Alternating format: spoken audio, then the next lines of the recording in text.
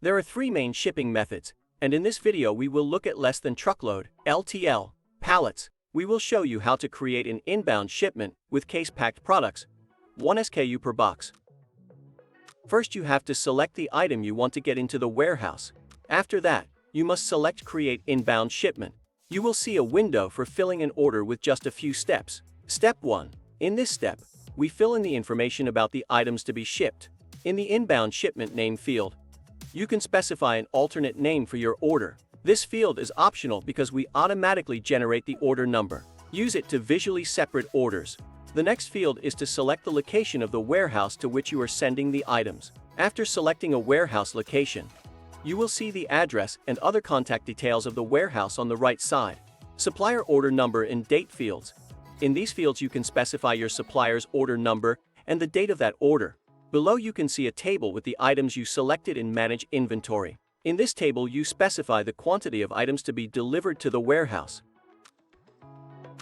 You can add a comment to item. This comment will be seen by the warehouse employee who will receive your item.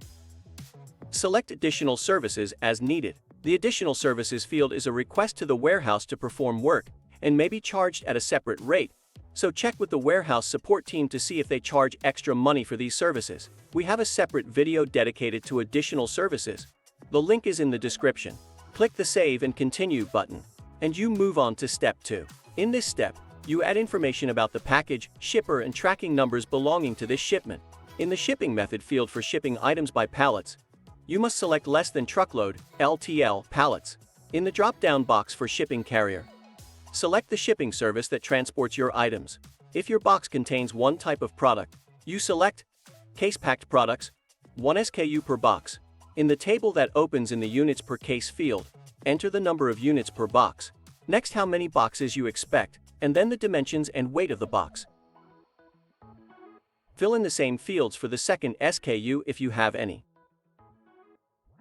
This will only take a few more seconds.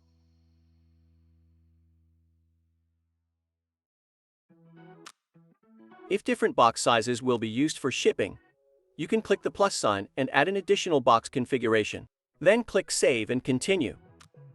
Generate labels for the boxes. To do this, you must enter the range of boxes for which you are generating labels. From these labels, it is easy for the warehouse to identify your items. Ask your shipper to put these labels on the boxes.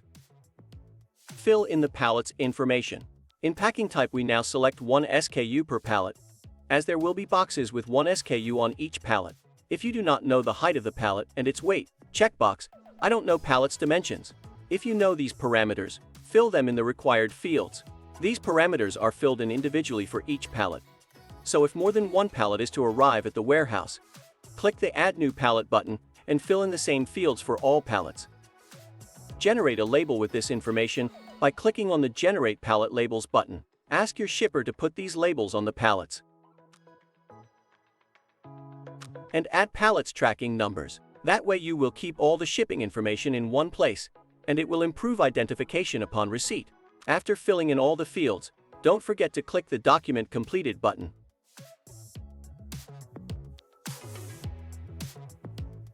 Thanks for watching and see you in the next video.